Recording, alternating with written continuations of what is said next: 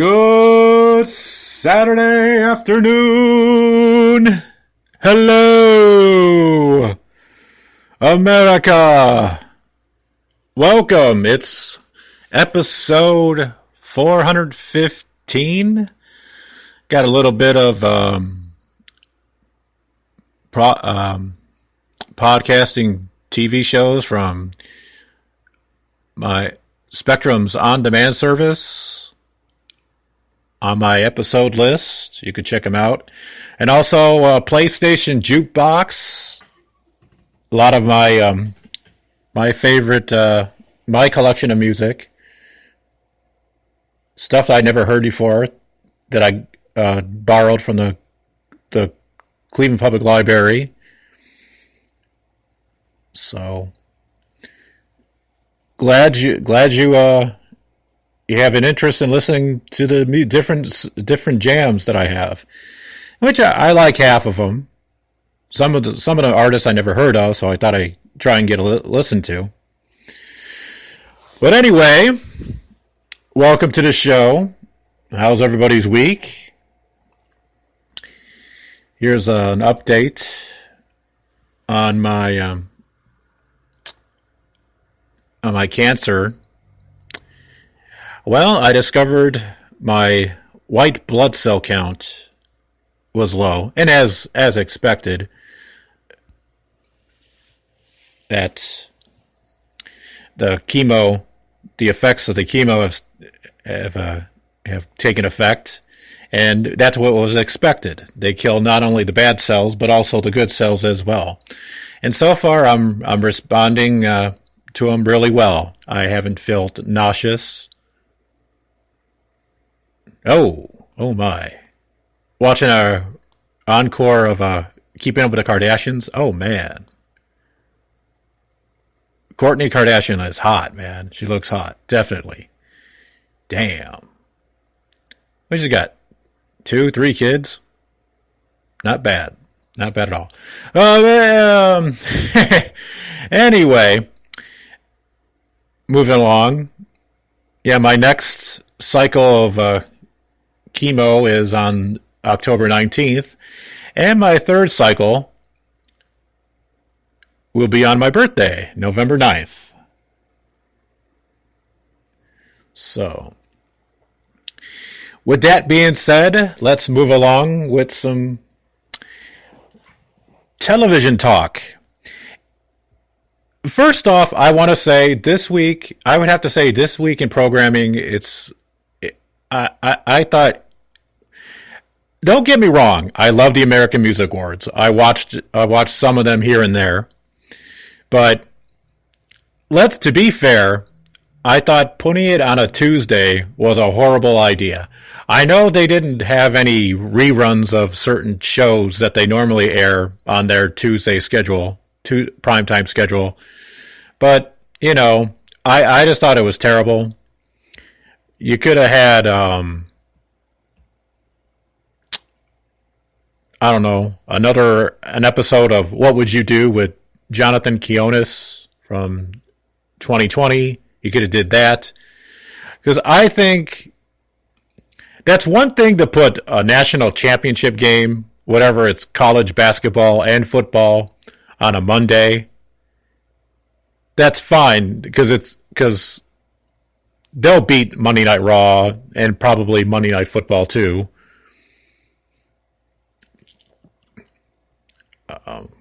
So, obviously, not to say that Monday Night Football would be played in April. No, I'm not saying that at all. But anyway, yeah, it was a terrible idea. And what? Taylor Swift, she dominated the awards anyway, won 22 awards, so it is what it is. But and moving along with television in general, I think as of late, I think the creators and television execs, I think the glass is empty. you would think primetime television would be a glass half full, half empty kind of business.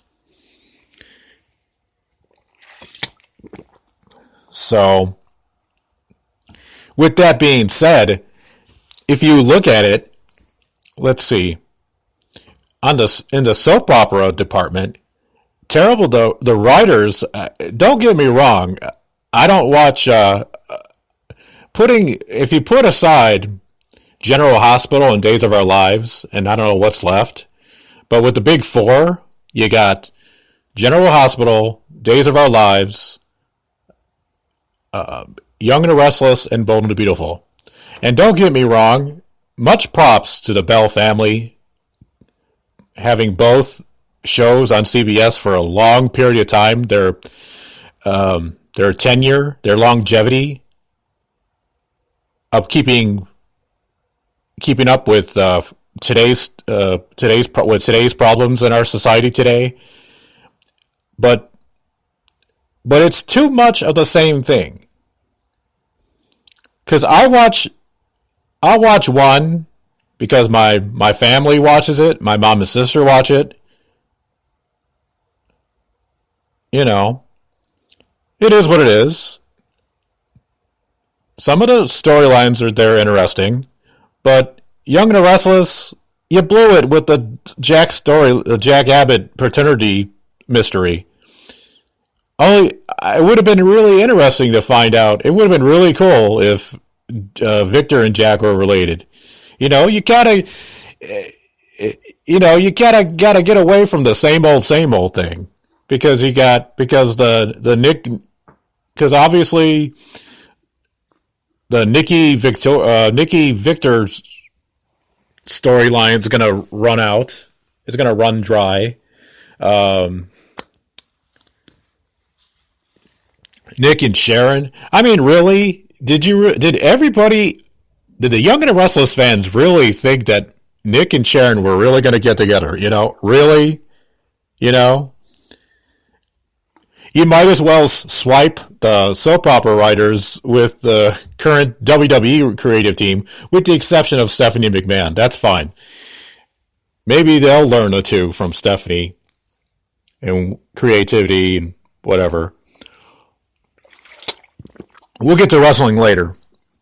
So anyway, you got these television reboots. Now, don't get me wrong. I like Hawaii Five-0. I love it. It's fresh. Yeah, they'll change the cast a few times in a row. Let's see. You got MacGyver. I don't watch MacGyver. I love the original. I think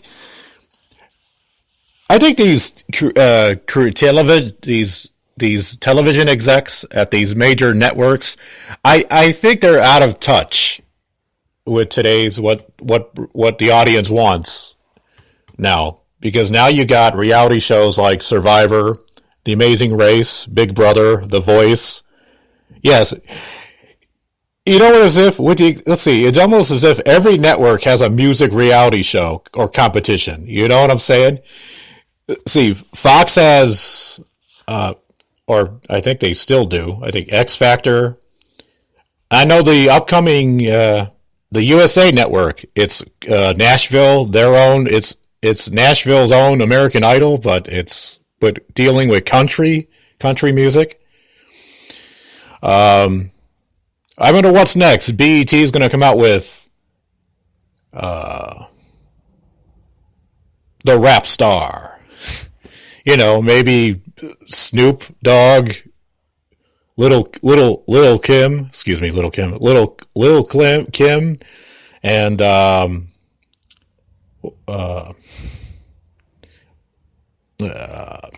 what's her name? Missy Elliott or something.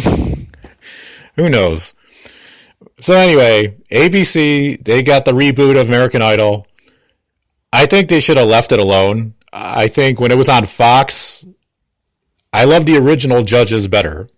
Paula, Simon, and Randy Jackson. Those were the guys. You should have left it alone. It's no offense. I have no problem with Katy Perry, Luke Bryan, and Lionel Richie. Okay, they're good. They're great singers. Don't get me wrong, but you know, you had to leave. You had to bring back American Idol. Let's see what else you got there. The Bachelor, The Bachelorette. Now it's Bachelor in Paradise. You know, are you kidding me? Even what is it? Even TLC, they reformatted Four Weddings. Yeah, I watched that too, so don't judge me. I think they should have left it alone. This year's format, it's like an MTV episode of Teen Mom, you know? It's like Teen Mom meets the real world, but in a wedding scenario.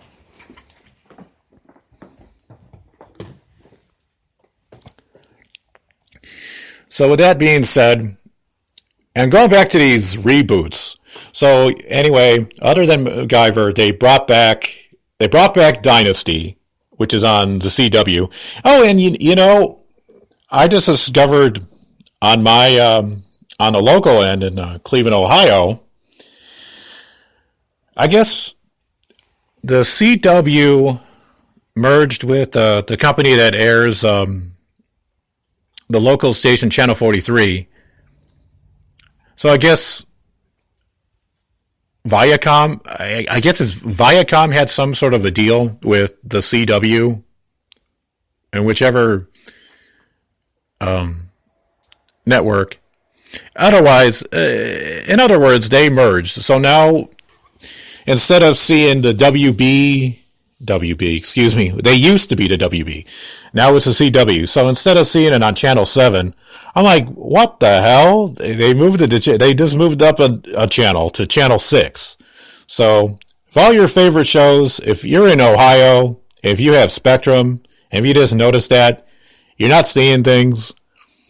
I guess Viacom merged with the CW network or whichever network, Warner Brothers, whichever whatchamacallit network, they merged. So it is what it is.